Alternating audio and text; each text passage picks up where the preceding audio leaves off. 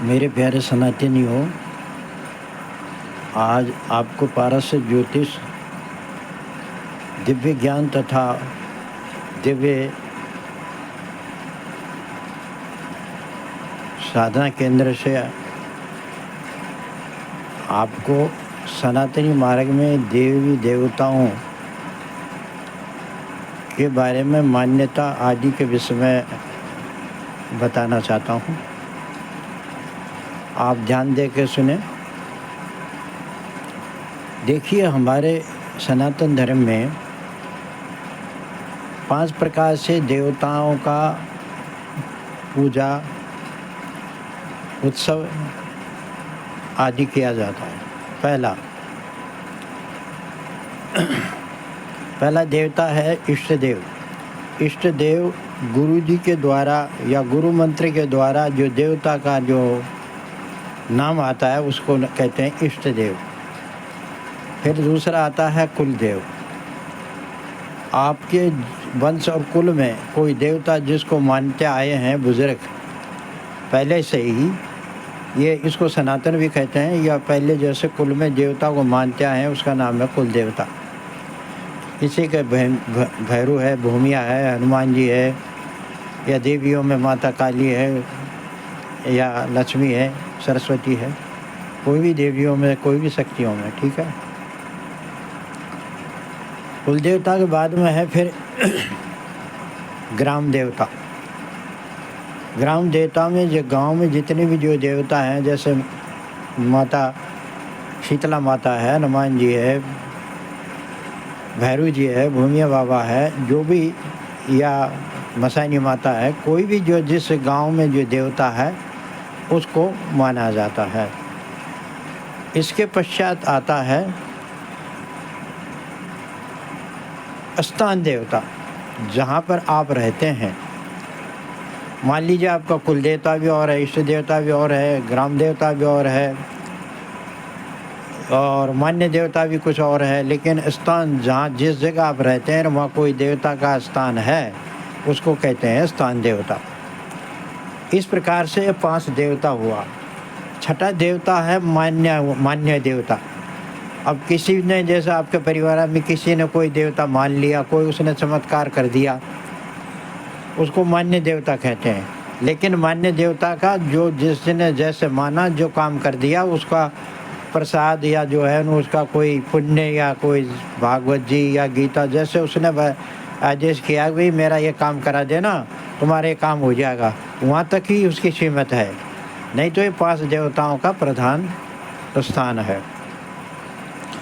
और इसमें क्या होता है कि जैसे एक भ्रामिकता है, यानी एक भ्रम है कि जैसे नवरात्रों में माता दुर्गा का उत्सव मनाते हैं, दुर्गा माता को मानते हैं, रामनवमी भगवान श्री राम को मानते हैं, और जन्माष्टमी भगवान श्री कृष्ण को मानते हैं। ये उत्सव के अवसर पर जो है ना मानते हैं, तो सब में श्रद्धा भाव बन जाती है, भक्ति बन जाती है। तो भक्ति, श्रद्धा, करुणा, दया और विश्वास, ये सब जो है ना 5-6 प्रकार के जो नियम हैं, वो आप अपने इष्ट देवता में माने, कुल देवता में माने, स्थान देवता में माने, ग्राम देवता में माने। अब प्रधानता किस बात की है? सर्वप्रधानता है इष्ट देवता की। इष्ट देवता के इर्द गिर्द में सारे देवता होते हैं, लेकिन हमारे सनातन धर्म में सभी देवताओं को मान्यता दी जाती है, चाहे वो इष्ट देवता हो। इष्ट देवता के इर्द गिर्द में जैसे कुल देवता, ग्राम देवता, स्थान देवता, और इनको जो है सबको माना जाता है, मानना ज़रूरी है। अब जैसे मैंने अभी बताया उत्सव मानते हैं, जैसे नवरात्रों माता का उत्सव बड़े नवरात्रा में सब जो है ना वो व्रत करते हैं, पाठ करते हैं 9 दिन का, और ये उत्सव में जो है ना वो झांकियाँ दिखाते हैं माता की, जैसे तीनों माताओं की, तीनों रूपों की, और राक्षस वगैरह की। जो माता ने जो उस समय हमारे इस धराधरणी पर जो आतंक राक्षसों के द्वारा फैलाया गया था, उसमें हमारी रक्षा की, तो उसको हमें उत्सव रूप में मानते हैं, उनको उत्सव रूप में मानना चाहिए। चाहे जन्माष्टमी हो, चाहे जो है रामनवमी हो, इस प्रकार से माना जाता है। जैसे हनुमान जी का जो आता है जन्मदिन कार्तिक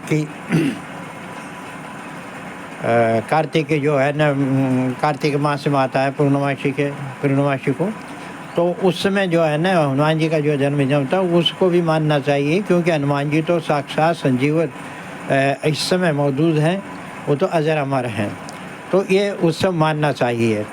लेकिन और उनके आदर्श पर, उनके आदर्श जो उन्होंने जैसे किया है, वो उनके आदर्शों को ध्यान में रखते हुए उनको मान्यता दी जाती है।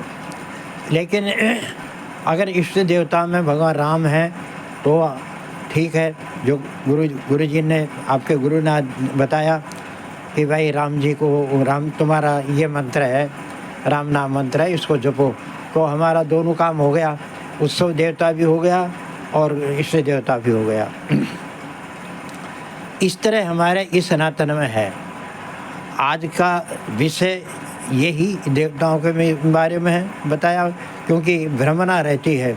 जिस समय जो उत्सव होता है उसमें भक्ति भाव श्रद्धा हो जाती है, पीछे की जितनी भी बातें हैं सब भूल जाते हैं, इसलिए देवताओं को भी भूल जाते हैं।